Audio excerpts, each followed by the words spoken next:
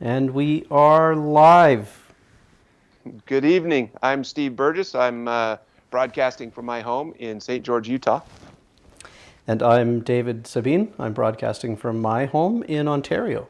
Welcome to Fundamental Freedoms. Please connect with us at fundamentalfreedoms.locals.com. Also, you can find us at Facebook at Fundamental Freedoms. You can also find us at YouTube. Generally, we stream at Facebook, then I upload it to YouTube the next day, and we carry on conversation at locals.com. Uh, we believe that we believe we have three basic tenets. One, it's okay to come to a conversation not ready to do battle. It's okay to change your mind, and it is for sure okay to have a lot of respect for people that you disagree with, and that's what we're here to prove. So tonight is kind of unique because we have a couple of topics that we want to cover. And one of them relates to the Electoral College in the US, part of the electoral system there. We're going to go through some questions in a survey. Just as a point of departure for some conversation about that entity in the electoral system, but also then let's, I think, start with the We've fact we've that we've we've approached the old married couple part of our relationship where we do surveys together. yeah, we do surveys together. So, by the way, Steve, I don't know if your audio is okay. Mine's cutting out a little bit, so just let me know if you have any trouble. In the meantime, Steve is recovering from a bout with COVID 19. And Steve, you and I haven't really talked since you told me of this. When you told me about it, I was actually, I can't say I was surprised. I mean, it's going to happen to all of us eventually, probably. But I was worried. Like I was initially thinking, like, oh my gosh. So tell me, like, how was it? How did you know? And was it serious? And So this was, I guess, 3 weeks ago, maybe perhaps was my symptom onset, and so it was a Thursday. Started to feel just, you could tell something's coming on. Just don't feel 100% right.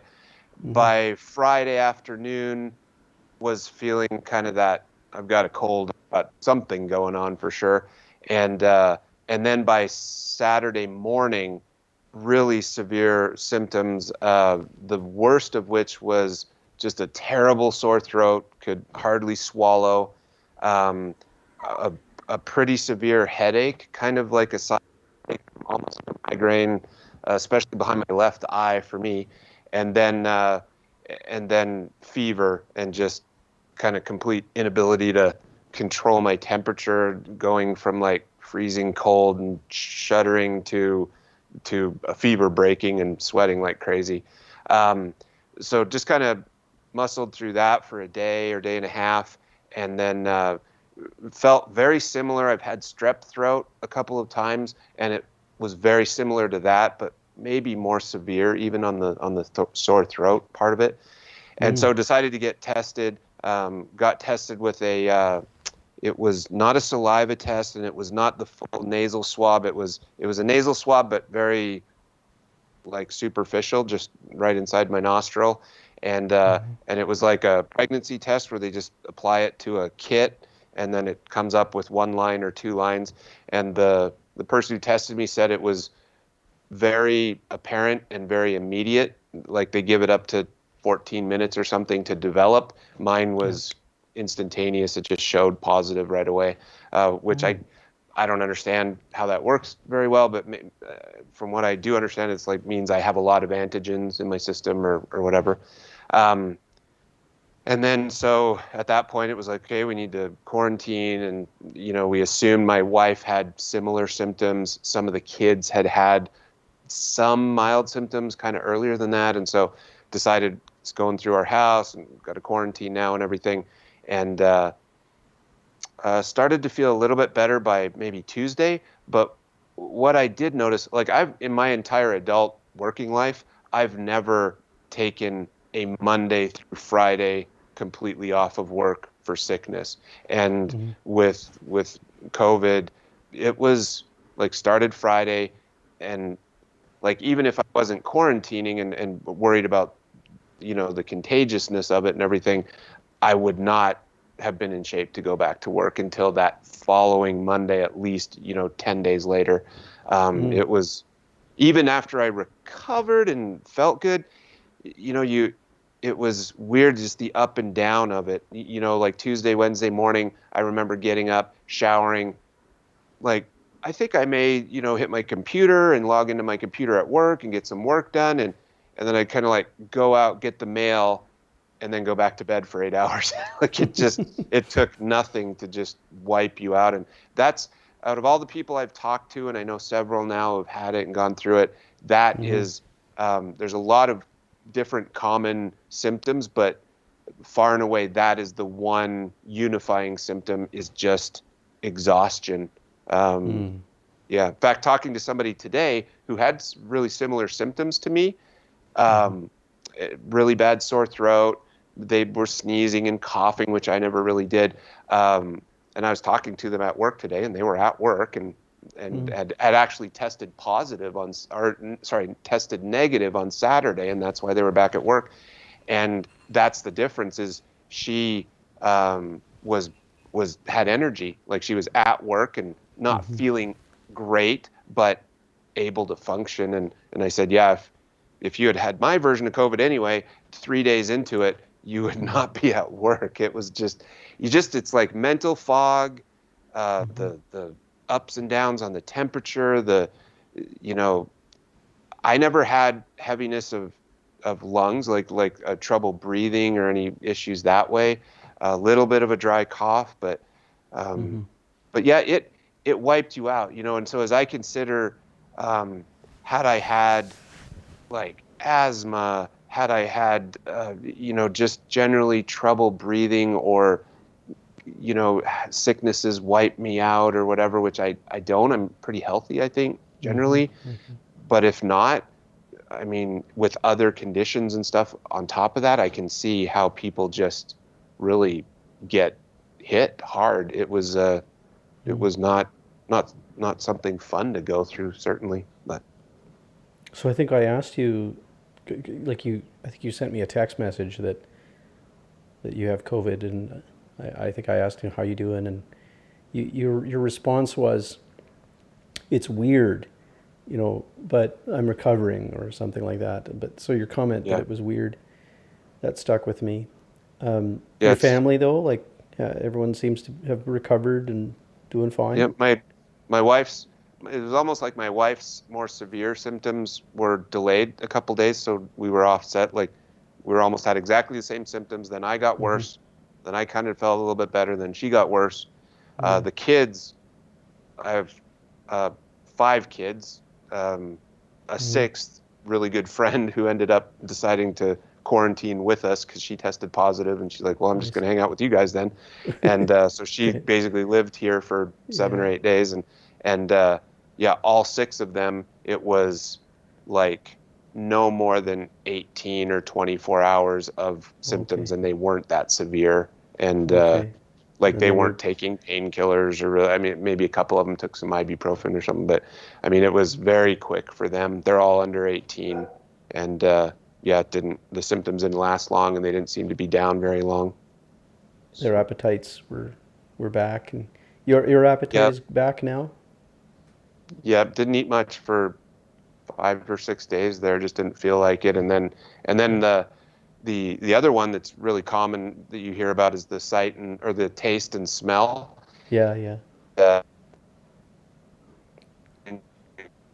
It was very sudden, very immediate. It's just like you're eating something, or you're in a situation where you're like, I should smell this. And so I kind of noticed, and I went and and Mm.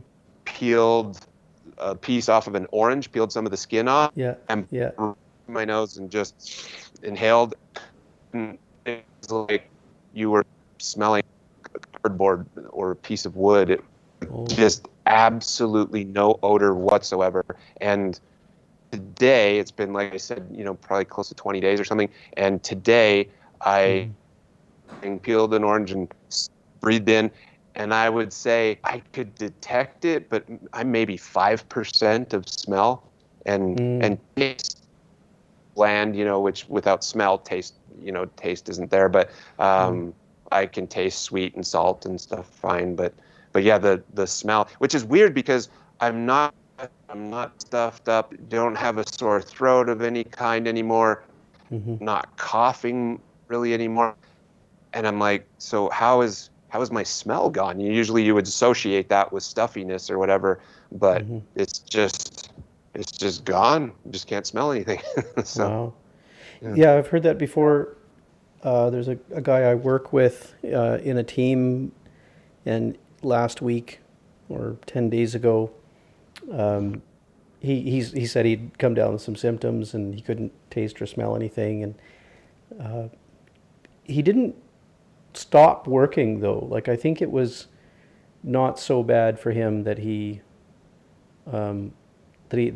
had to take time away from the work. Mm-hmm. The rest of the team told him to, like, hey, just take some time away if you need. And no, no, I'm okay. And a few days later, he was back to normal. He said it's passed. It's all fine. It's all good. Yep, I've heard Um, that from a couple of people too. yeah, Just that was the yeah, only way they even really suspected or knew they had it was the yeah. the taste and smell disappearing all of a sudden. So yeah. Interesting. Well, so are you? And by the way, how's your connection right now? I wonder if one of our connections is not very strong, and I suspect that the stream is a bit choppy at times. But how's your audio and video? Uh, what's coming to me sounds good. You sound solid, Okay. and so You might want to stop your monitor, or it's not so bad that we have to stop. I think we can continue, but just it, okay. be wary of other things that are using your bandwidth right now. So I was going to ask you too. So have you become a kind of, born again uh, mask advocate and lover of lockdowns and a COVID zero activist, or like now that you've actually had this thing and like has it changed any of your thinking about societal reaction, political reaction? Um, I think not to a great degree. I think that subtle shift for me happened probably uh, 6 to 8 weeks ago, Mm, um, when when the it was probably when I actually really started to study the excess death statistics in the mm-hmm, United States. mm-hmm, Um, and it is a sudden change in the death toll, above normal in the United mm-hmm, States. It's to the tune of 10 or 15%. mm, And it's just obvious and apparent to me. And so that started me down the road of this is not something that can simply be explained away by, well, these people might be in the same situation irregardless of COVID, mm-hmm, and COVID's being blamed as a perpetrator or whatever, when it's no different than any other season. It just mm-hmm, simply is. And I think I've tried to have more respect. And I mean, when I was going through it, I don't really want to have it again. And I've heard people that have a less difficult time with it, people who have had a much worse time with it. I know personally know two people that are in the hospital right now, on ventilators, and that I don't see why they would be otherwise. And so it's, to me, mm-hmm, the big change for me is I've lost a lot of patience and probably a certain amount of respect for people that are still pushing the narrative of this is a complete hoax. That mm-hmm, seems at mm-hmm, this point, or at least it seems ridiculous. Um, mm-hmm, that is not to say that I've really changed my mind at all about the ridiculousness of some of the mitigation techniques or mm-hmm, approaches, the lockdown strategies. and even masking to some degree. Um, I've said it on different broadcasts that we've had, but I mean, I think, in fact, I was having a conversation with my sister on Facebook last night, and I thought, I think we could have spent 10% of the money and Mm. political and social capital and achieved 90+% of the results that we have anyway, and which would be a markedly different situation as far as the economic fallout and political fallout and social fallout and all of that. Um, I just it I still think we've handled that really incorrectly and inappropriately in a lot of ways, but and I think there's room for those two ideas to coexist. There's Yeah. a very serious virus that's happening right now that is causing a really devastating effect on a lot of hundreds of thousands and millions of families around the world, and and and we need to address that and deal with that. Um, we've just we've done it in a terrible way, and it's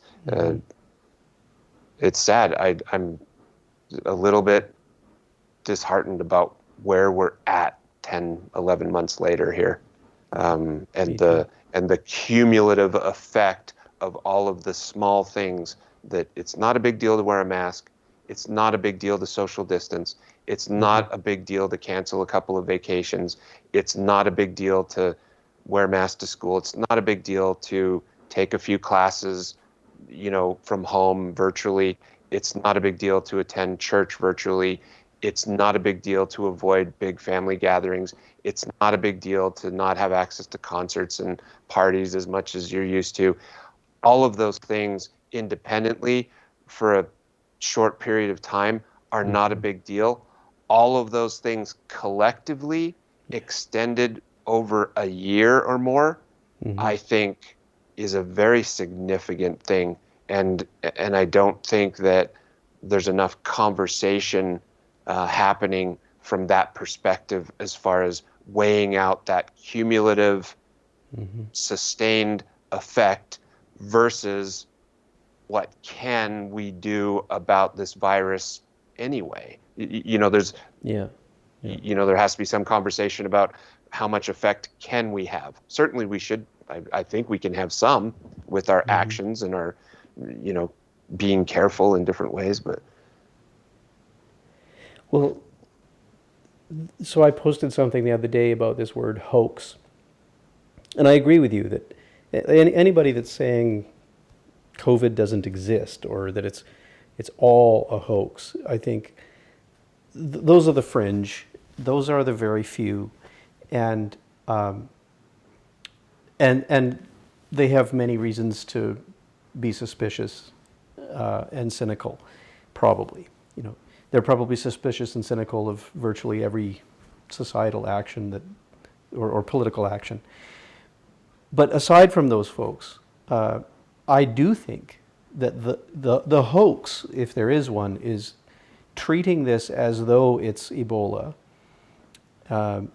and and behaving in these ways politically. And so, for example, I was reading.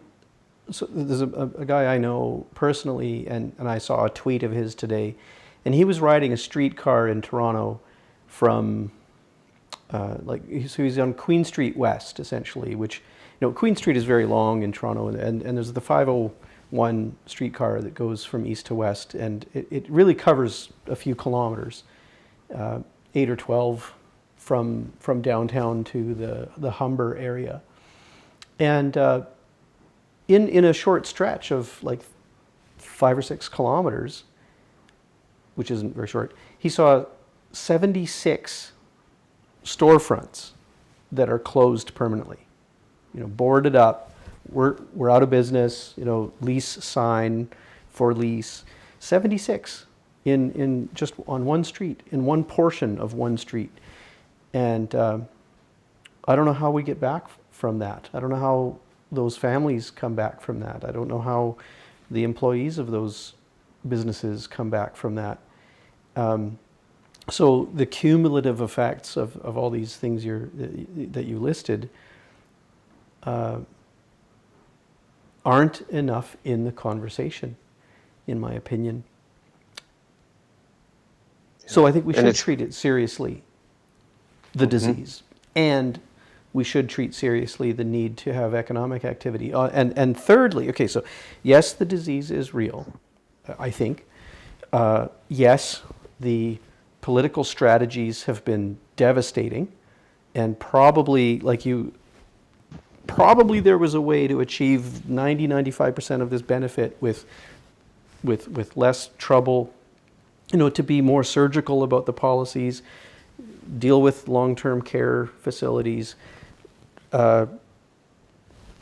primarily, and so on. So, but thirdly, do I think that politicians have been opportunistic to push agendas that their citizenry hasn't voted for? Yes, I think that that's another outcome and I don't know how we come back from that. I don't know how politicians, even the most benevolent of them, now having taste of power, like for example, there's the Dr. Bonnie Henry in British Columbia, who's a bureaucrat, not elected is what I mean, but she's making decisions about which businesses need to close and whether to wear masks and so forth for the whole province. And she's gotten used to by now the idea that she can decide something one day and it becomes law the next, and what she says will suddenly become the reality, with all the weight of law enforcement behind her. And I just don't know how even she comes back from that. Like, at what point, like, there will be elected politicians who lose their seat in the next election, and someone else comes in who hasn't had that experience. They cannot recollect any point in their life that they could behave like a dictator, and so they won't have that pattern, that habit. But there are politicians who currently have that pattern and have that power, but they'll hopefully be unseated in the future election. But meanwhile, we have these full-time, permanent employees in these institutions that have had this taste of power. How do they give that up? I don't know how we get back from this. Yeah, I know it. My resolve perhaps erodes over time, but I'm still of the opinion that by and large, these positions, both the bureaucratic positions and the elected public positions, are not occupied by people with ill intent or even Right. people that are overtly power hungry.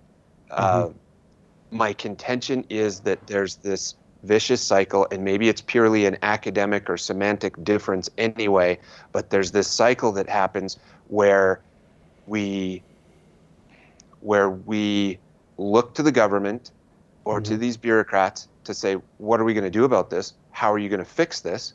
Right. They come up with a solution. Yeah. Everyone, not everyone, but generally the populace falls in line with that solution. There's a result. There's not nearly enough study or reflection or discussion about causation and you know Yeah. how that result was achieved, whether it had anything to do with the mitigation or the intervention tactics or whatever. But at the end of the day, they come back and say, okay, that didn't work, or that didn't work enough, or what are you going to do now? And that is where you're talking about, then they get this taste of power, and whether it's subconscious or even just a reaction to like, oh, everybody's looking to me to fix this. I guess I Right. better fix it. They Yeah. just keep pulling those levers, pushing those buttons, and and the more we passively say to ourselves, I don't like that philosophically. However, it's not necessarily affecting me today or next week. And so, Hmm. how much time do I have to really fight it or discuss it or worry about it? Hmm. I'll just keep doing my thing, and then the situation propagates, and I think feed So, there's a feedback loop there, and it increases. So I don't know what the solution is. It's you well, know, the solution is, I think, something that is actually very old and time tested. And just as you're talking through that, I'm thinking how brilliant it is that the medical community has, like part of their ethos is to do no harm. Now they've obviously abandoned that this year, or too many people in the medical community are staying quiet for fear of losing their jobs or not getting the next job, or whatever the case. But like just as a profession, to have come up with this principle, do no harm, rather than hit buttons and pull levers all the time. But let's just step back. And so I think we all need to be reminded that the first, let's say, the foundation should be that we first try to do no harm. Anyway, do you want to move and on I to the just next let me. topic? I would, but I just want to put a very fine point on what you just said, Hmm. because I think it's important. Um, you've got millions of people they are Hold from on, hold on, hold on. Just pause for a minute until our bandwidth catches up, because I want to hear that point. But your bandwidth. Okay, you're back. Okay, I so please start again. apologize. That's okay. I don't nothing you So, could do about it. so I think there are millions of people in that profession who day to day wake up in the morning and and honor that creed. They do no harm, and they do their best, and in a lot of cases exhaust themselves trying to do what they can with the situations that are in front of them. Now, Hmm. the question is, and the challenge is, as a whole group, is there a complacency or a going along with the Hmm. status quo that now that group as a whole is passively or actively somehow supporting Yeah. the idea that there needs to be all of these interventions, and that the interventions and mitigation tactics that are being applied are correct. And Yeah. So and there's this. Sorry, carry on, and then I want to jump in. yeah, and then what happens is you jump out of that idea, and it feeds back again. You get that return echo to where now it's like I'm waking up every morning, fulfilling my creed to do no harm, exhausting myself trying to fix the situation, and then here's this joker on Facebook who says he's going into Walmart and won't even wear a face mask. Like, he won't even lift the tiniest finger, won't even make the smallest effort to support what I'm feverishly working at every single day. And that's got to be frustrating, but there's a disconnect. It's much more nuanced and much more complicated than that, Yeah. because I think that, I mean, there's some crackpots, whatever, but me, if I'm going into Walmart, which I will continue to do without a mask in many cases, kind of especially now that I feel like I've recovered and been on the other side of it. But I mean, I'll do that as a conscious effort to supply a little bit of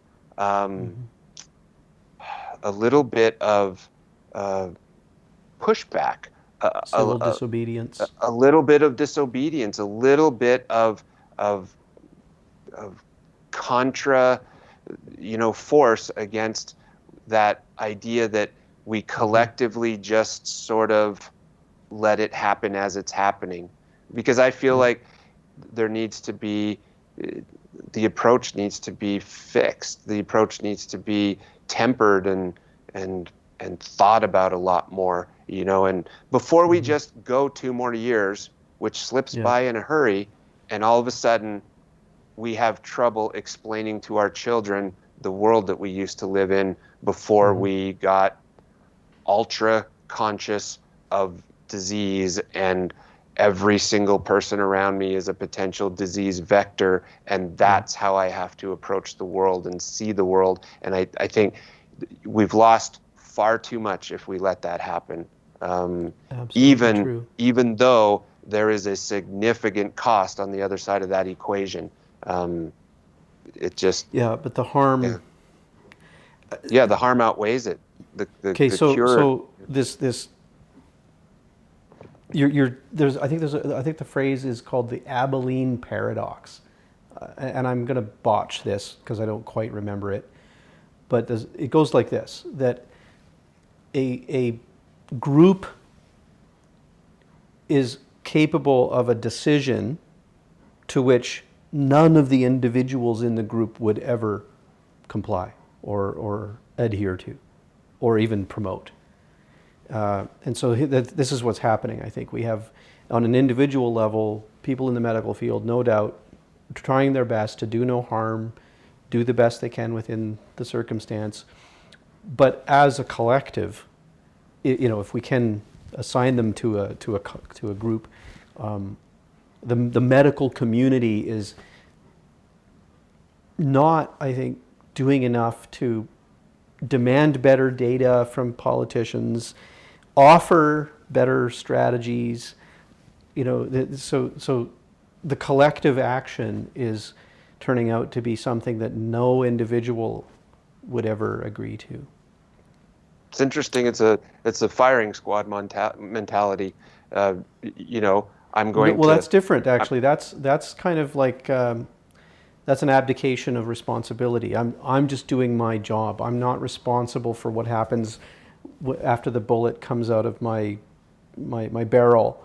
I'm not responsible for pulling on that trigger because actually I'm just enacting the orders of someone in a role of oh, authority. Like, I guess I was thinking of a different situation where there's 13 guns, 12 blanks, and only one bullet, and so you're able to point yeah, and then walk away saying, I'm pretty confident that yeah, my gun was full of blanks, and so therefore I'm right, not responsible. And that's just multiplied and this diluted so much more when you've got a firing squad of 100 million people. yeah, it's like yeah, yes, I did, yes, I went along, but my little contribution to that, I mean, it didn't move the needle, so what does it matter? And it's like, well, it doesn't. However, times 100 million people, it matters a great deal. And so how do you measure that? And how do you, there's so many things that applies to, but I'll let you make any final comments, and then let's move to chapter 2, because we could talk endlessly on this. yeah, yeah. Well, I'll just say I'm glad to hear you're doing well and that the family is recovered. I hope your Christmas was enjoyable. Mine was. We had some guests come over and stay 2 nights with us in the house. A small uh, illegal gathering, but we they're basically quarantined in their house, and we're basically housebound as well, and so mixing our families didn't seem to be much risk, and it turned out to be wonderful. Uh, but yeah, let's move on. Okay, so this other topic here is related to a survey that I saw I don't actually remember how I encountered it, but let me pull it up on screen. Okay, so I don't know anything about the Hillsdale College other than what you've told me, and it's an institution in the United States. They call themselves the Hillsdale College, and they published this thing called the National Survey on Presidential Selection, and I think it's 9 questions, and asking about yeah, 9 in total. So let's run through this. This is about the Electoral College, I believe, but maybe not exclusively. So it might be anyway. So first question, you ready? Let's jump in. Yeah, great. Okay. Um, do you agree or disagree with this statement? You'll be able to answer strongly agree, agree, disagree, strongly disagree, or not sure. Okay. Here's the statement. We should continue to elect our president through the Electoral College as devised by the framers of our Constitution. It's an easy answer for me, and it's strongly agree. Couldn't agree more strongly. Really? Like, you're not even on the Mhm. fence at all? No, no, no, there's no debate on it? No, I think no. I If there I were have a debate, uh, if there were a reason, like a worthy debate here, what would it be? I think which we've seen as we've seen this polarization or this real even pull between the two parties in the United States, Yeah. and these close elections. What tends to happen or can happen and has happened is you'll end up with someone who gets 51, 52% of the popular vote nationally, and Mm-hmm. yet they may be pretty far off the mark as far as the electoral college. And so the person that actually only got 47% of the vote ends Mm-hmm. up being elected president through the electoral college. And that's the controversy, is like, wait a minute, the Yeah. he lost, like that's the person that got less votes, so how are they in the White House? And that's the controversy. Okay. Okay. So this might be a short answer. Would that scenario not be a signal of, let's say, past gerrymandering? Like that could only become possible if certain regions had, like, if not everyone's vote is equal. Let's say if not every citizen's vote is equal to each other's vote, but due to gerrymandering, the votes of some regions have more power than other regions. And would that scenario not be evidence of such a thing? So, excuse me, drink went down the wrong tube. It's not over. To me, that result is not. It's not a. Sorry, it's not an issue of gerrymandering. It's actually, in to me, an indication that the electoral college is working properly. To Oh, have okay. to have a result like that, Oh, uh, to me, that means uh, that oh, hold the on. simple majority was not necessarily the thing that rules the day nationally. That Hmm. there's a balance between representation of the population and representation of the states, Mm. because it's so important. We it's become so familiar. The United States of America, the USA. In Canada, most people refer to it as the states. Um, Yeah. but all of those things are self-evident when you say the states, the United States of America. It's not a country. It's not a single sovereign uh, state. It is a collection of sovereign states working Mm-hmm. together to form a cohesive Mm-hmm. national republic, uh, a national Mm. federal system. And so, uh, regardless of the fact, even though there are states that have a much smaller population, they Mm-hmm. still have or potentially have a significant effect on the Yeah. overall results of the election. And Well, and because the and the they election, yeah, represent more than the people. They represent the resources in their region. They represent the trade in and out of their state. That's interesting. Let me ask another question about the it Electoral would. College. Sorry, one other point. If Yeah, not for the Electoral College, yeah. uh, someone could go and campaign in about five cities, five major cities in the United States, Mm, promise the citizens of those cities anything they wanted. And if they yeah. were able to get a significant enough majority in just those areas, they Mm. would never have to talk to, speak to, care about, or think about anyone else in the country, Okay, and that's could a still strong and could claim you're still win making. a simple majority. That's a strong claim you're making. I don't know how that looks practically, but I'll believe you for now. Related to this, though, does the existence of the Electoral College and its processes or procedures create, like, sorry, does it reinforce or not a two-party system? Uh, I mean, that is another important question. And the two-party system, I have a harder time saying yes, I like it or I agree with it. Yeah. Not least of which is because I'd rather have a libertarian in the White House, honestly. Um, Yeah, but and when the you have likelihood of that happening is slim is due to is the almost two-party. nil Yeah, because the predominant two-party system that we have here.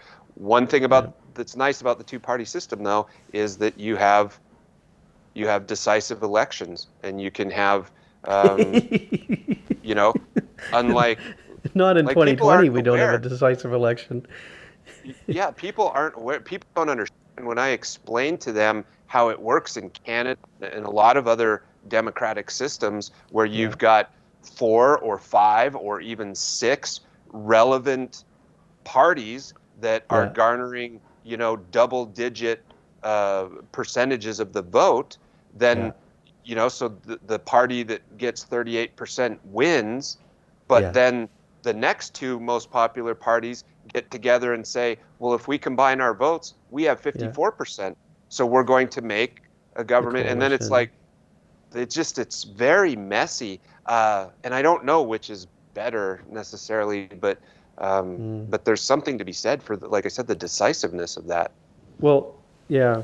Which one is better? We'd have to look carefully at some factors, like which of the systems is easier to corrupt, which of the systems is easier to radicalize, which of the systems is easier to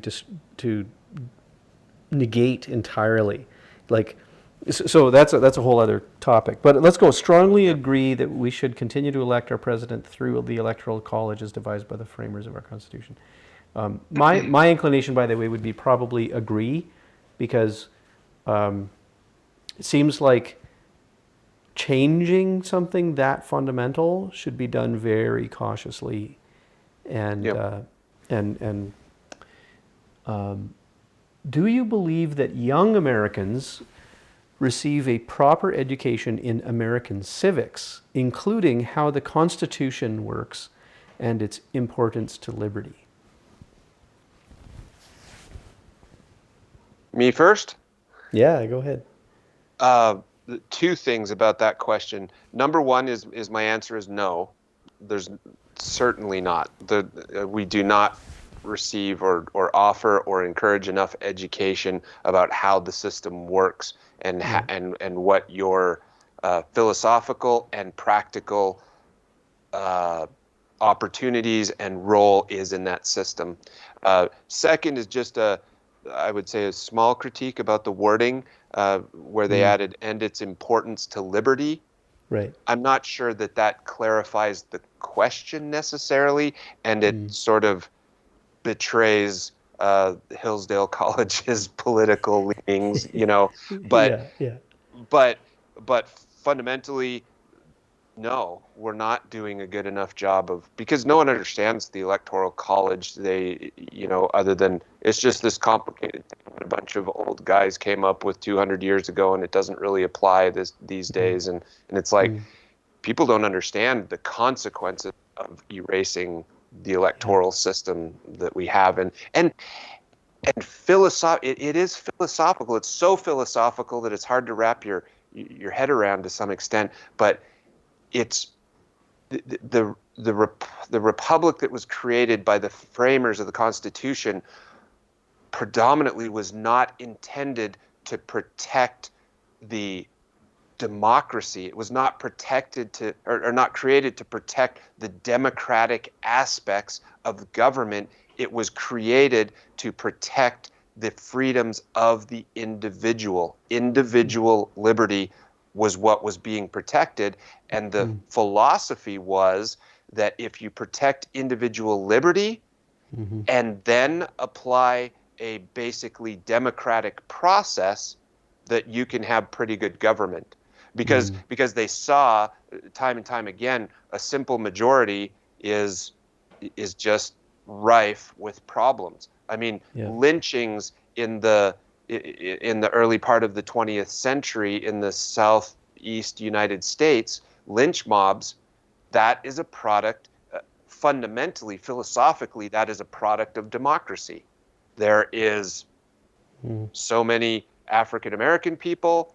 There is a little bit more Caucasian people, and those, especially those Caucasian power. And when a whole bunch of Caucasian people get together and decide that this African American person needs to or deserves to or whatever is going to be lynched, they lynch them, and majority rules. I mean, I mean, Yeah. that's not a that's not a political process that was happening, but it is a fundamental, just human process of the mob rules, and that's what The the mob rules, framers the were. majority rules, Yeah, and that's evidence of the yeah, corruptibility of democracy. yeah, Yeah. and that's what the framers were addressing by saying it needs to have checks and balances. It can't just be whatever 51% of the people think is the right thing to do is the right thing to do, especially not at the expense of 49% or 1% or even a single person. There has to be fundamental freedoms, fundamental rights that are protected on an individual level, no matter how unpopular or no matter how overruled in terms of population that is. It has to be protected. That is sacrosanct, and that's why the entire system's created the way that it is. I would also agree to answer no to this question. And thinking of the fact I live in Canada, if I were to use this question or just reframe it around the Canadian political system, I don't think we have a proper education about Canadian civics either. For example, I don't think enough people in Canada know that there in fact isn't a constitution in Canada. There's a there's an act which separated the country from Britain. There is a Bill of Rights, and then there is a Charter of Rights and Freedoms. But well, and there is such a thing. There is a practice called constitutional law. Like there are lawyers in Canada that purport to be constitutional lawyers, and but I think that that's a turn of phrase, and that's like there is no document called the Constitution of Canada, such as the American Constitution, which I think is the Declaration of Independence. And correct me if I'm wrong, because I have not been educated nearly enough either in American civics. Actually, separate documents. So Okay, so the Declaration of Independence, and then Yep. the Constitution. Oh yes, because of course, the First Amendment, the Second Amendment, the Third. These are Yep. constitutional amendments. Yes. Yes, and then the collection of the first group of amendments is referred to as the Bill of Rights. Interesting.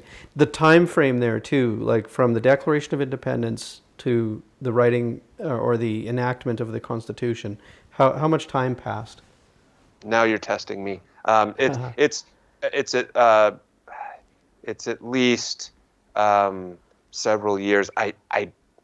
I'm sorry, but I mean 1776 obviously is the Declaration of Independence, the adoption by all of the parties of the Constitution. I think was 1787, Mm. but there was steps there. It was a process a little bit. Yeah. Yeah, and like Canadians probably many don't know that the Charter of Rights and Freedoms in Canada is actually really young. It's only since the late 80s that this document existed. I mean, Yeah. prior to that, there was the Bill of Rights. I don't even understand the relationship between those two things. If one was meant to override or deprecate the other, I don't know. Well, as you know, like one of the, I would love to have a guest with us to talk about the Charter of Rights and Freedoms in Canada and the so-called constitutional rights of Canadians. I don't think many That'd people. be really Yeah. interesting. Well, Yeah. okay. So third question: do you think that most Americans understand how the Electoral College works and its role in preserving free and representative government? That's not a it's not an unbiased question either, but um, you're kind of assuming there is a role in preserving the representative government, but um, uh, no, I think I would say more than half of the population does not have a functional understanding of the way the Electoral College works. And Mm-hmm. I think it's certainly a lot more. I mean, it may be a third, it may be 40%. I mean, depending on what you feel is a functional knowledge of how it works, but it could be a lot better for sure. And I I, think there's and there's a there's a great deal of misinformation or, let's mhm. say, misdirection about the Electoral College. It's Yep, demonized a lot, um, yes, yep, and I think there's anybody my age didn't even know the Electoral College existed until the Al Gore George Bush debacle, when yeah, suddenly, you know, the Electoral College, in fact, had to weigh in a really important way because the election there was so close and it was, overturned actually. Like one person was announced the president elect, and then it didn't go that way, in the end. yeah. So maybe as it's tested, people learn more about the Electoral College and that system. Well, it has some interesting tests right now, Yeah. that are happening and right up until next week. And it's Yeah. the states. I mean, there is still this process, and it kind of it's not antiquated, but it gets overlooked because Yep. with technology and the speed at which, in the modern era, we can see all these votes counted and it all happens in several hours or whatever by midnight, most election, cycles, this one being a different maybe, but most election cycles, it becomes so obvious based Mm-hmm. on the preliminary vote or the provisional vote count that, they can project we project that so and so will be the president elect. Yeah. But there is still an important process that happens to where step one, the votes get counted. Step two, individually, the states use their own unique, because they're not all the same at all, their own unique process to then certify those votes.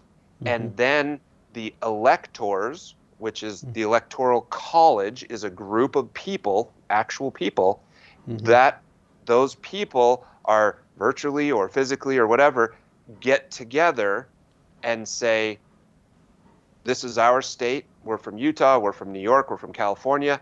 And our electoral college votes are officially going to be cast for this candidate. And each of the Yeah. states get to do that. And that is when things are tallied. And that is what's happening next week on January 6th, when the Electoral College gets together and says, this is the new president. That's when Yeah. it happens. And then a couple weeks after that, the president is installed. and so through Yeah. inauguration. And so yeah, and a lot of people just don't understand that process, and now that's being Hmm. demonized and or misdirected, and all kinds of Yeah. conspiracy theories and stuff about how Yeah. that works or whatever. But it's been around forever. Yeah. Yeah. Do you think that eliminating the Electoral College will disenfranchise citizens in large parts of the US and increase the intense partisanship that is already dividing our nation? I think this is so biased, this question. I mean, come on, Hillsdale. This isn't a survey anymore. This is clearly a tool to acquire your email address and get a donation.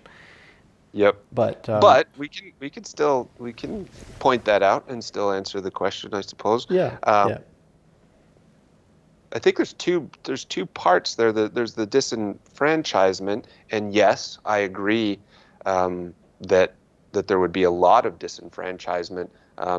Well, for the You know, example you gave earlier, that yeah, if you questioned without my the Electoral assertion College, about yeah, so you kind maybe of questioned elaborate. So my let's just I'll ask like yeah. you said someone could campaign in five of the most populous cities and ignore the rest of the country essentially, and and then acquire 51% of the vote and become the president without ever having to talk with someone in South Dakota, or without ever having to get a ballot from someone in you know South Georgia or something.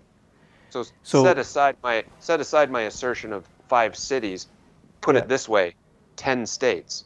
I mean, if they yeah, yeah, won handily in Florida, New York, California, uh, Illinois, yeah. Georgia, Massachusetts, then the other 40 states, regardless of how they voted, would not be able to challenge, change the effect of those 10 states with all of their population. Well, And that's how it looks right now. Like if you look at mhm. a map of the United States and see which regions are red and which regions turned blue, Hmm. you just described those colors. Like Yeah, there's a swath right down the center of the nation that is entirely red, and it doesn't matter because so long as California and New York State and a few others went blue, then they decide they appear to be deciding the president. yeah, but so so it's a little more nuanced than that. So if you said, seeing that that's the case, you could have um, that swath of red down the middle, the flyover country or whatever, the less densely populated Yeah, states. yeah, They could be, you know, 70% red and 30% blue. mm-hmm. But if you were doing things only from a popular vote perspective, Mm-hmm. then you take the 70-30 split the other way in these heavily populated states, add the 30% coming from the flyover states, Yeah, and you would have a complete blowout. Like, I yeah. mean, you'd have an 80, or a 75-25 split in popular vote, and there would be no chance whatsoever, um, you know, to have any representation, any real chance of Mm-hmm. that overwhelming opinion of flyover country have any sway um, in Well, the it in the would be like Canada, where yeah. in Canada we have, if Toronto and Quebec City and Vancouver all vote the same party, then 38% of the popular vote goes to that party, and It's done. and it's done. That's entirely it. So So the so the I have difference some is I have some background here, some background noise here. Sorry about that. But let's move on to the next question. sure. So hey, hey, hold on here. Uh, Let me just mute for a moment.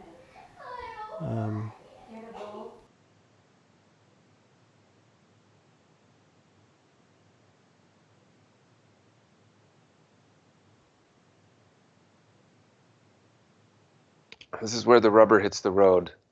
We can talk philosophically all we want, but Dave's dealing with true drama and tragedy, I think it sounds like at his house. I'll just make, well, seeing how I can talk uncontested here, I'll just make one other point. Um, the you can say, well, if flyover country isn't well represented, and because they don't have a lot of people, then shouldn't the mere fact that there's so many more people in California, New York, Florida, um, Seattle, etc., shouldn't that rule the day anyway? Isn't that isn't that fair? You know, and I guess you could make that argument, but that's not the way the country was founded. The way the country was founded was I live in, Utah, or I live in Virginia, I live in Massachusetts, and we only agreed to be part of the United States because we felt like it was in our best interest. And if you don't respect that, then what will happen as a natural consequence if time and time again you get rid of the Electoral College and the heavily populated states make all of the policy decisions, then you're going to have fractions start to happen. You're going to have states or collections of states who start to say, we don't feel like the federal government, the United States of America, is representing our views or our opinions or our needs in any manner. And so we're going to get together and we're going to go form our own country. We agreed to be part of the United States. We can now change our minds and agree to be part of some other country. And that's what happened in the Civil War. That's fundamentally, that's what caused the Civil War, is a group of states in the South saying we don't feel properly represented by the Union, and we no longer want to be part of that union, and that's what got fought and settled. So, I mean, it's history. It's reality. It's individual states need. That's where the seat of power still lies. Kind of, I mean, regardless of how powerful the federal government has gotten, it's still not so powerful that the states don't matter, or that the states can't simply walk away if they choose to. And for me, the response to COVID has been very illustrative of that, because you've got 50 different states and 50 different approaches to COVID mitigation, because ultimately it's the decision of the governor how the health statutes or mandates will be delivered and enforced state by state. The federal government, by comparison, has very little power to simply come in and say your state will do it this way. They do it in a more subtle way because they have the bigger purse strings, and so they can start to manipulate the governments of the states to some extent by saying, well, you need to do at least this, or you're not going to get as much federal money.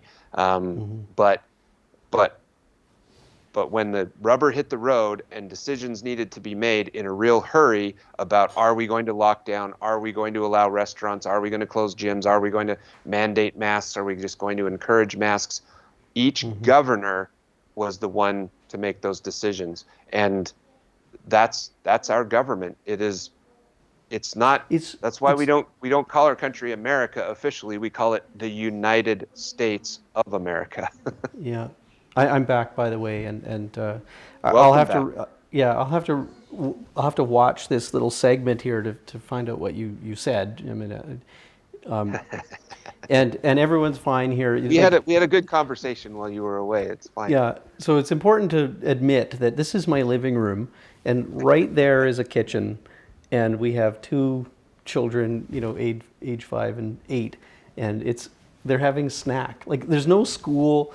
We're in this middle of this Oh, that's pandemic. right. Everybody's awake late. Very difficult to enforce bedtime during Yeah, Christmas yeah. vacation. So Yeah. so before we went on live, to start the stream, I was telling Steve because there's background noise in the house, and it's because like my 5-year-old didn't want her hair to get wet in the tub, and this somehow this was about cereal. I don't know, but anyway, we're back.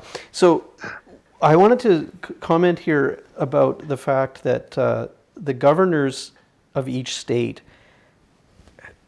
have these authorities to react politically with political strategy to their pandemic. But it's really easy for your media in the United States to demonize the current president for the supposed failings of each state. So what a crazy position that is, to not have the authority. Well, I guess it's interesting. Your current president could have overstepped the authorities of each state to enact policies at the federal level, but did not and chose not to, and yet was still either demonized or revered for the relative success of the policies in each state. Yeah. It's really bizarre. So one of the things I've noticed in Canada is the struggle we have in this country to separate the authorities of provinces and the federal government. I've come to appreciate that separation in, south of the Canadian border. And I think provinces in Canada, I think we're going to see tests in Canada because, well, as you know, Quebec has always had a strong separatist faction, but Yeah.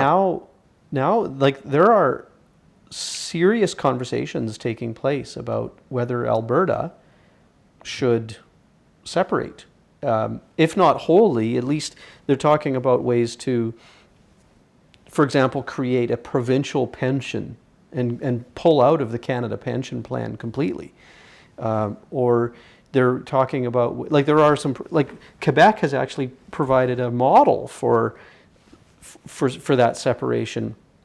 Quebec manages their own harmonized tax system and then shares some of that revenue with the Canadian federal government, whereas all the other provinces, people pay the harmonized taxes into the federal government, and then that money flows back to the province in which you're a resident. I mean, so just some of those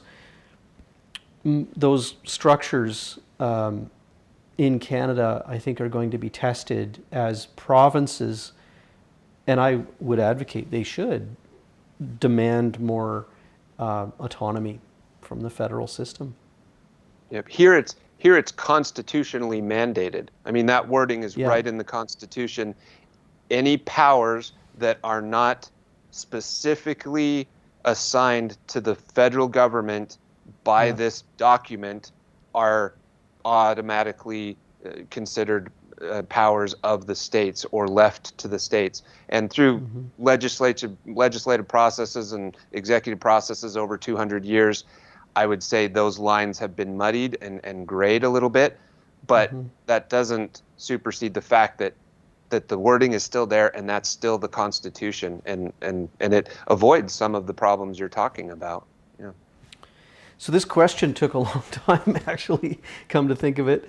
I thought it was going to be a simple question to respond to, but it took Do you think that eliminating the Electoral College will disenfranchise citizens in large parts of the U.S. and increase the intense partisanship that is already dividing our nation? Yes? No? Not sure? Yes. Do you agree or disagree with this statement? The Electoral College requires candidates and parties to form broad coalitions that represent the interests of many Americans rather than just those of particular regions or urban areas? These questions are getting worse and worse. Yeah, the urban areas, they're Hillsdale. Yeah, whoever wrote this survey should be They're duly not shy criticized. about their political leanings. No. And so it is what it is. But Okay, so let's get back to does the Electoral College encourage broad coalitions that represent the interests of many Americans? well, yes, I mean, yeah, that I mean, kind of Agree? echoes of the same question. I wouldn't, yeah, and maybe just agree on that one Do because I you don't, think yeah, yeah. that the ongoing effort to do away with the Electoral College by, quote, progressive politicians, academics, and the mainstream media is politically motivated? Question mark. Motivated, in other words, by a desire to give an advantage to one political party over another. Yes, no, not sure.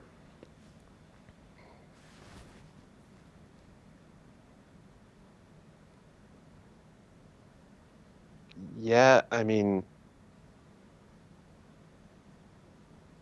yes, I mean, so you have these fundamentally, this is something I've always believed and don't understand why it's not more widely recognized. You've Mm-hmm. got these two parties. One is the Republican Party. They are generally conservative. They are generally on the right side of the political spectrum to some degree or Mm-hmm. another. You have the Democrats. They are generally liberal. They are generally on the left side of the political spectrum to some degree or another. I mean, and so that's the basics of it. And when this is the example I always use. If you live in a rural area and your next neighbor is 2 miles away from you and you occupy and own, 640 acres of land, Mm-hmm. then it makes sense. It is a good system to have plenty of guns, have your transportation, and your neighbor's welcome to come over and knock on your door. If your neighbor wants to make some kind of, inappropriate action or uh, violation on your land, then you shoot them. And it's kind of the Wild West, but it's like, I don't need the cops to come out. I'll just walk out on my porch with the shotgun and say, listen, neighbor, we need to agree to disagree, and we never even need to see each other. So you stay on your land, I'll stay on my land, and we'll be fine. And that's the end of it. And that system fundamentally kind of makes sense. Now, switch that around and put yourself in a 38-story apartment building Yeah. where now you have 1 acre of land and there are maybe thousands of people all living on top of each other. All of a sudden, the prospect of all 6,000 of those people having multiple firearms, kind of willy-nilly, and Mm-hmm. getting on each other's nerves because you can hear their footsteps above you or whatever, or their TV's too loud.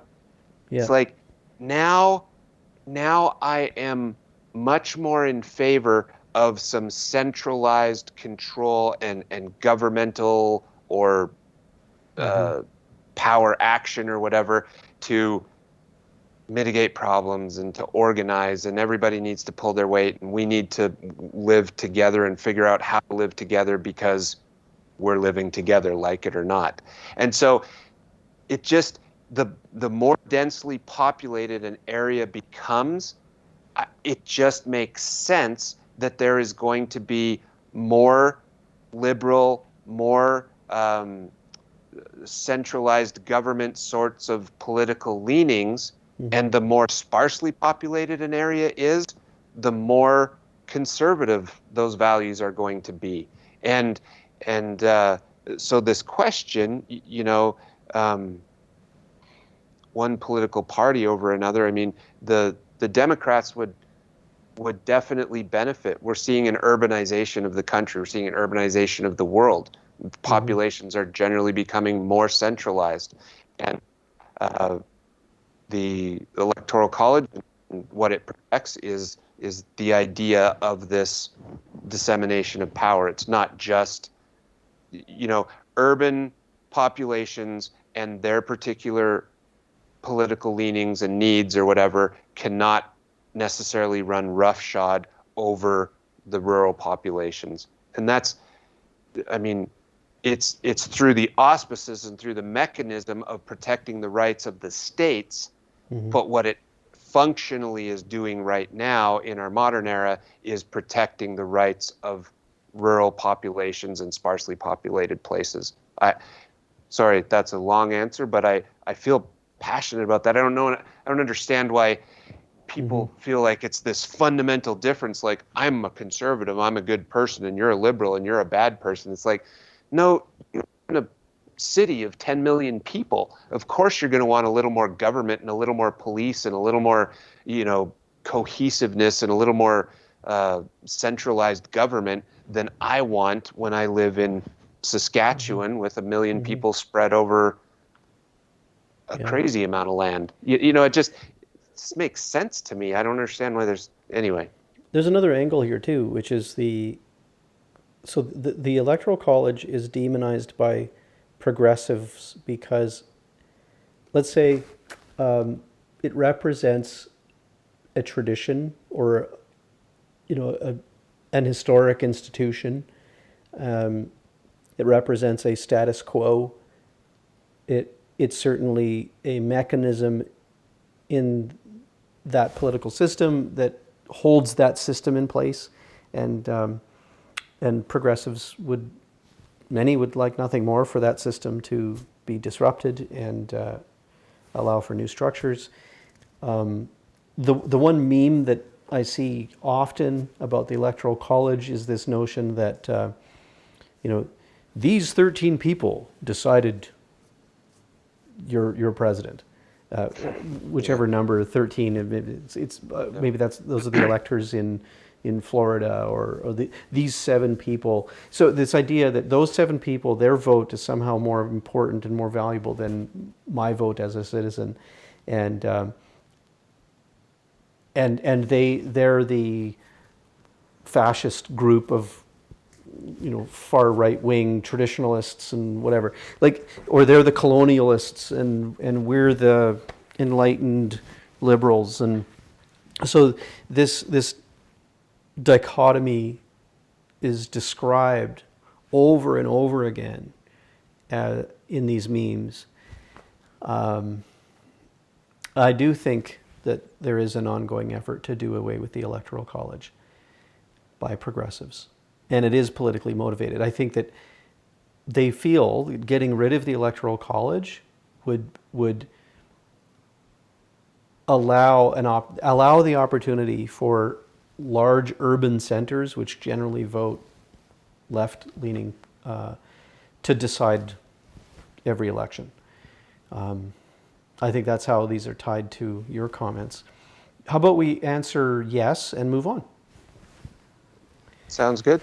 Are you aware that 14 states and the District of Columbia have already voted to do away with the Electoral College as devised by the framers of our Constitution? I was That not aware. No, I can't say that I was aware that that's happened. It's interesting. Why do you think the movement to do away with the Electoral College is as successful as it is? Check all that apply. The first one, American civics education hyphen education in American history and government has been neglected in our K to 12 schools and colleges. Do you think that's a factor? Yep, certainly that's major. Too many Americans are so overcome with partisanship that they forget how the Electoral College works to unify the country and ensure a government that is representative of all regions and interests.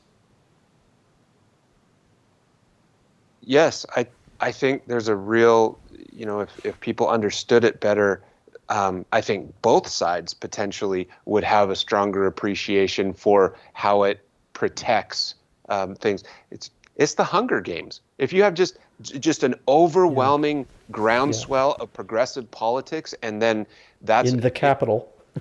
yeah, I mean, the Capitol would be do what it does, and I would be out here in, what is it? where's Katniss from? District 9 or whatever. That would be Utah and Idaho and Arizona Yeah. and Yeah. South Dakota, North Dakota, and we'd be the uneducated, you know, peasants out here who don't know a thing about Yeah. real I life, think so.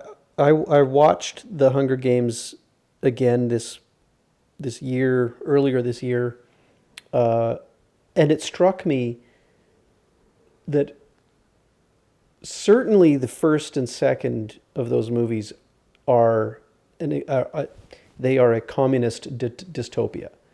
You know, that's what happens when the radical left wing policies just run away. It's less obvious in the third movie, where by that time I think it just coincided with Trump being in office, and maybe it was more fashionable to vilify the right wing. But I don't think many people watch the Hunger Games and are reminded that that's communism. You know, that's the elite ruling class in the capital that receive everything they need from their government. They don't own things. Like those elites in the capital don't own anything. They're just given everything they need. You know, this posh lifestyle. Meanwhile, the districts are the labor force that provide the capital with this wealth, and the labor forces in the districts don't own anything either. They are. So it's bizarre. Like, I think people watch the Hunger Games and can be led to think that that's somehow that would be the end state of Hitler's policies. Well, I think so. You've touched it. You keep hitting on Or my political pet peeves here, but I believe that the political spectrum is bent. It's a circle, and yeah, so so it I all comes I back believe together that in dictatorship and yeah, authoritarianism there. That's where the snake eats its tail.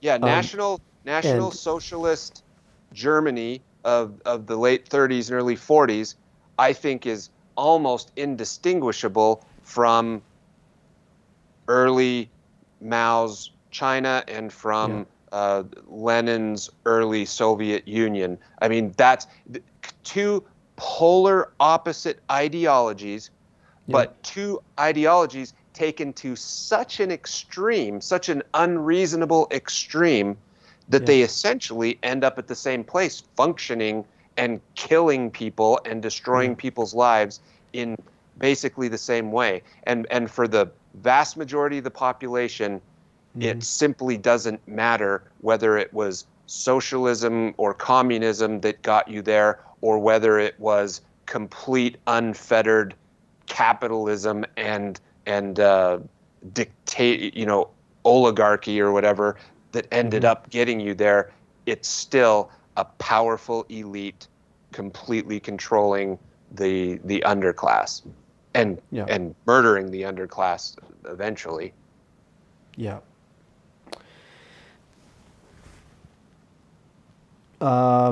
Why do we think that the movement to do away with the Electoral College is as successful as it is?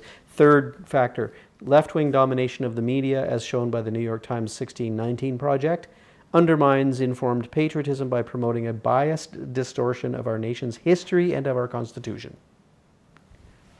That's Yeah, kind of what I argued earlier.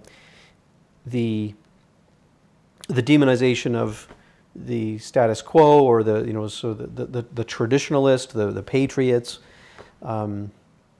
There is a real problem in, and it's starting, I think, in Canada. It's just maybe a younger problem than it is in the United States. But the word patriot is being, it's rapidly becoming an unspeakable term. It's yeah, too bad, really. yeah. Hillsdale promotes informed patriotism by educating increasing millions of Americans about our nation's great heritage of liberty. Which of Hillsdale's educational outreach efforts do you consider most effective at educating for liberty? Well, I can't answer this. Do you want me to read I these? think no, I think we've reached the limit of the Yeah. questions, and we're simply into advertisement now. Yeah. Are you aware that Hillsdale College refuses to accept 1 penny of government support? No, I was not aware. Select a title. Do you want to fill it out and actually submit it, or just close up the conversation here? No, it's up to you. I think we're fine. Let's have our close. Yeah. Yeah, okay. No need to submit it. As biased as the questions were or whatever, they're questions, and it still provided some jump off points for some interesting conversation, important conversation. I think these are, you know, I mean, I think a better study of the wars, is the war for I say over and independence. over again Yeah. that when I and you and I might have had the same history teacher. I was in Mr. Tomchuk's class in grade 11, learning about the Second World War and that period. I still remember. I still remember the day when he came into the classroom and pulled the map. He had one of those spring-loaded, roll-up Hmm. maps on the wall, and he pulled it down and he pointed at Russia, and he said, "This no longer exists." And he spent the whole hour talking about the breakup of the USSR. That's when Gorbachev resigned or whatever. That was a pretty Yep. important day. But also in that class, the curriculum of that year was to focus on World War II. Not many people, and myself included, are provided a balanced education about the terrors of communism, because the great focus was the Holocaust. And I'm not saying it's not important to focus on the Holocaust. I'm saying people are taught that that's the greatest evil. Meanwhile, there were great evils happening in other parts of the world, killing tens of millions of people, that we weren't learning about, and they were other political strategies that led to those terrors. So there's not just this one political strategy that is evil. There are multiple political strategies that have ended very badly, and not enough people are getting that balanced education. Yeah. Yeah. It's so nuance and complexity. Like Yeah. that's what makes the world go round. That's it, everything. Every conversation you could have is full of nuance and complexity. And the Yeah. polarization that we see right now is just destroying that, or it's seeking to destroy that. And people walk away with the impression that there's a bad guy and a good guy in every situation, and it's just not true. There's it's I a keep trying to disprove that at Facebook. I, I, yeah. I post something that I feel strongly about, and then I get the brunt of all kinds of crazy reactions, and then I do my best as often as I can to then engage someone. Like, oh, you Yeah. disagree with me. I'm going to ignore the 17 names you've just called me, but clearly I want to, like, let's engage on this topic. And like, I'll ask someone a very sincere question, or I'll ask them, like, could you elaborate on this? Like, you disagree with me or this post or this content, but can you explain why? Would you care to elaborate? And sometimes I feel like it can happen, that Yeah. a kind of civil engagement can take place, even in that medium, although the medium itself presents a lot of struggle or a lot of challenge. Yeah. But imagine if, I mean, that's what fundamental freedom is about. That's why I'm doing this podcast. That's why I take the time, is because I'm like, maybe it's utopian thinking or whatever, but imagine a world where by default two people come together and say, you know what, I'm I'm going to ignore your vitriol, and I'm confident that you're going to ignore mine, because we both understand that that is the uh, not the better angels of of our makeup or whatever that's coming out. It's just our frustration and just our personal experience and things. But we can overlook those things and not worry so much about the name calling and all that. But let's talk substantively about the ideas Yeah, and and we don't the need facts. We don't. we don't Yeah. need laws to No. Oh my goodness, no. rid ourselves of such name calling and frustrated outbursts, and and even to some degree anger. We don't need laws to do that. We need instead, I think, a willingness to reach across, shake someone's hand, try to find common ground in a conversation. Which means that we do need laws to protect our fundamental ability to express ourselves and to I have agree. those basic freedoms. My Yeah, freedom to live the way that I see fit according to my conscience, as long yeah, as it doesn't infringe on somebody else's ability to do so, and my ability to express myself and express my ideas, and especially to explore yeah, my ideas and my worldview, no matter how repugnant it may yeah. be to other people. And So and speaking so, of that yeah. circle, that there I think there are a couple of signals on either side of that circle that indicate that you might be at the point of the snake eating its tail. You might be at the point where, let's say, the right and left extremists become indistinguishable. And so on one hand, it's the um, the limits on speech under the guise of hate speech or misinformation and disinformation. While on the other hand, there, there are limits placed on speech under the guise of blasphemy. Yes. And Yep. those two things aren't far apart. Like those are the, like, I think I'd like to know more about this and talk with someone who understands this better, but it seems to me that once a society sort of tips over here or there, they're on a road toward terror. That Yeah. toward, yeah.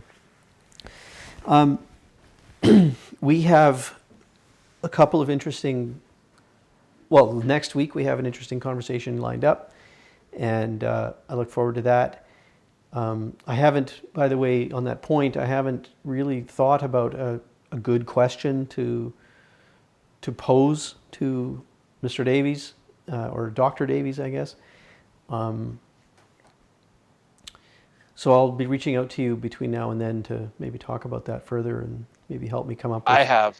Yeah. Oh I'm yeah. super excited about Okay. my Don't let the fundamental cat out of the question. bag though. I won't, but I'm really looking forward to that conversation. Yeah, I can tell.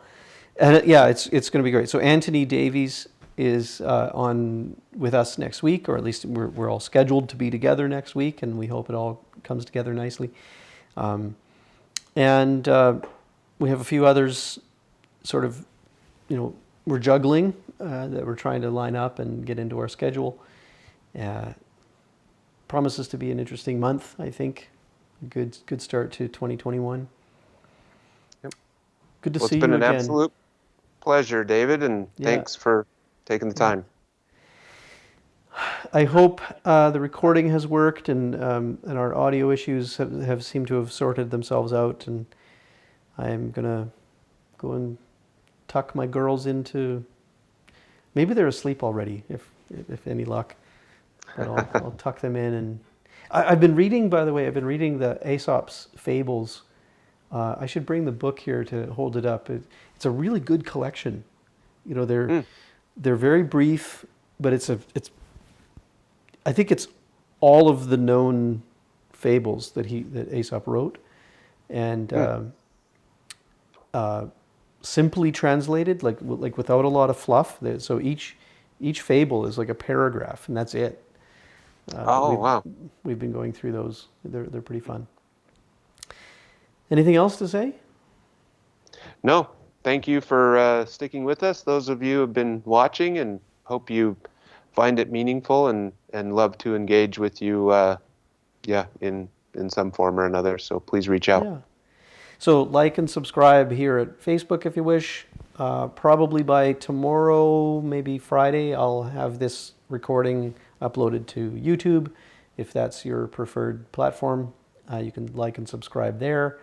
Also at locals.com.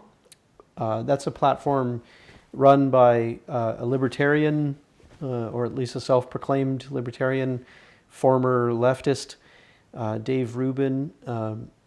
So it's an interesting platform, and I think a place that invites good conversation, difficult conversation, and fundamentalfreedoms.locals.com.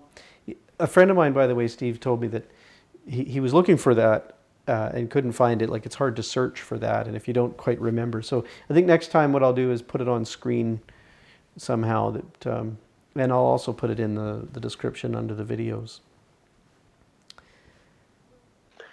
Perfect. Well, have a Yeah, great you evening. too. Thank you. And Good night. see you Good next night. time. See you next time.